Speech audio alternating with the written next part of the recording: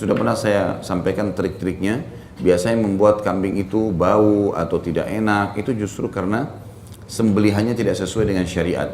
Kalau kita sembelih sesuai dengan syariat Allah, pisaunya tajam, kambingnya nggak dibuat tegang, ya, kemudian kalau lagi makan tidak diganggu, dibaringkan pun sambil dielus, lalu kemudian disembelih seakan-akan dia dalam kondisi tidak mengetahui kejadian itu, dengan sangat cepat dieksekusi, ya, tidak diangkat pisaunya sampai 2 urat besar lehernya putus gitu kan.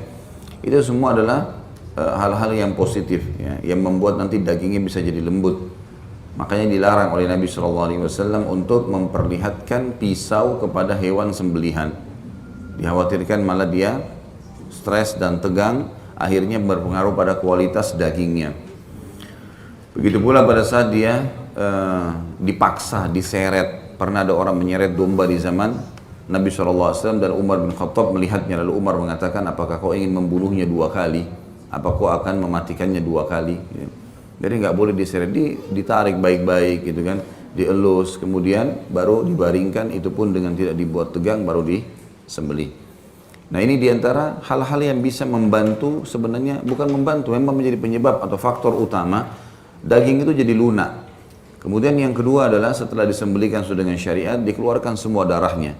Jadi persepsi sebagian ibu-ibu mengatakan daging itu kalau ada darahnya malah segar, itu pemahaman yang salah. Karena darah hukumnya haram, nggak boleh kita konsumsi. Dan darah itu sedikit saja kena udara, maka otomatis dia sudah terkontaminasi dengan banyak bakteri. Kalau darah masih dalam tubuh kita, masih belum haram. Seperti misal seseorang gusinya berdarah, lalu dia ketelan darah itu, dia nggak berdosa karena dia masih dalam tubuh. Tapi kalau sudah keluar dari tubuh, secara agama haram, sudah di luar tubuh. Seperti tangan seseorang luka, kemudian dia mengisap darahnya, itu jadi haram. Nggak boleh karena sudah kena udara. Secara agama dilarang, secara medis memang berbahaya. Itu sudah terkontaminasi dengan banyak sekali bakteri. Maka darahnya dikeluarkan semua. Saya melihat di Indonesia ada 2 cara mereka mengeluarkan darah atau menguliti kambing. Cara yang pertama yang paling efektif sebenarnya, yaitu meletakkan atau menggantung kambing dengan kakinya di atas, sehingga semua darahnya keluar pada saat lagi dikulitin. Ini cara yang paling baik. Ada yang kedua saya lihat tidak terlalu efektif ini, yaitu yang digantung adalah kepalanya, ya, sehingga dikulitin dan darahnya kembali masuk ke dalam tubuh.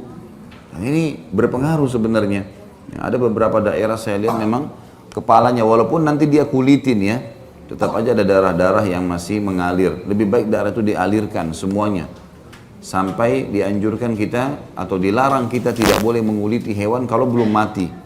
Maksudnya mati di sini adalah pada saat darahnya semua sudah keluar. Biasanya kalau masih ada pengaruh, ada darah di dalam tubuh, kambingnya atau hewan kurbannya masih bergerak. Ya, biasanya begitu. Kalau darahnya sudah keluar semuanya, umumnya, maka lebih mempercepat dia untuk tidak bergerak lagi. Sudah sempurna matinya.